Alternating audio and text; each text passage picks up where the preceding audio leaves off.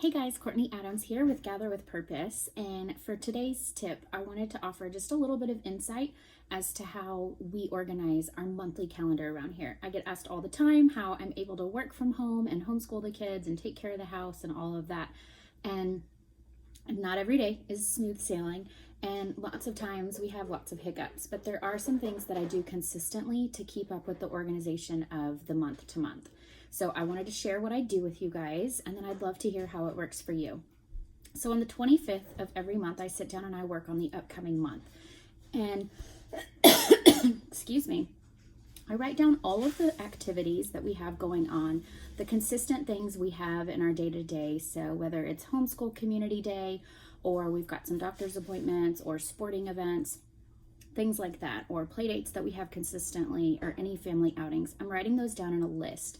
And I start my calendar breakdown with just a list of the things that are consistent every month. Then I'm going to write down the things that are new for that month that I might forget because they're new and they're not consistent in our day-to-day.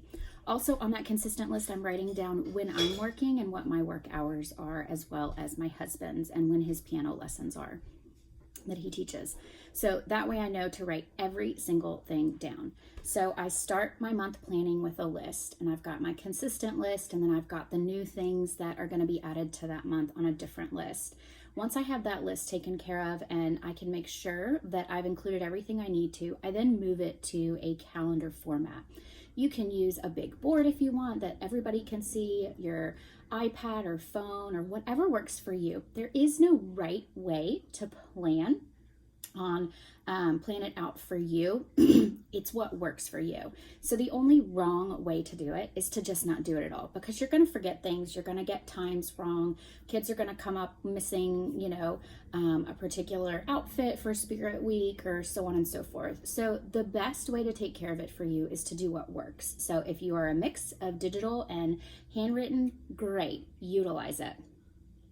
So then I'm putting it all into my digital planner and writing it all out. So I write it on that monthly calendar, and I can kind of see where my blanks are. I can see where my days are looking a little more full than I would like, and I can also see what's consistent.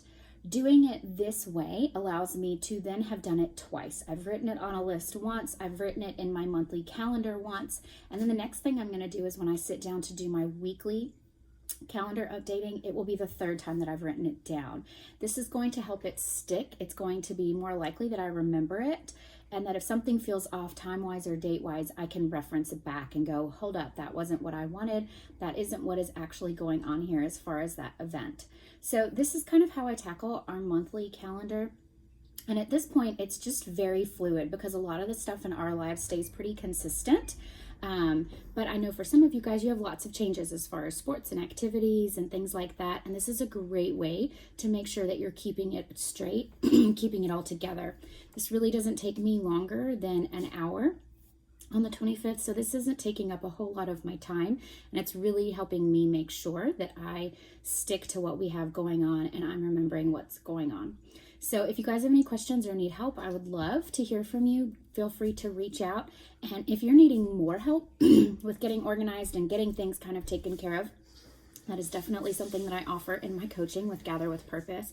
I work with people all the time on personal coaching, and it's just all about taking care of the day-to-day and the monthly and the weekly, and how to kind of get on a system that's organized, realistic, and achievable. So I would love to chat with you if that's something that you need. Thanks so much for watching, and thanks for liking and commenting. Share with somebody that needs the organizational help, and you can always drop your email in courtneyinadams.com for free updates on Gather with Purpose and homeschooling and all of that. So y'all have a great afternoon. Bye-bye.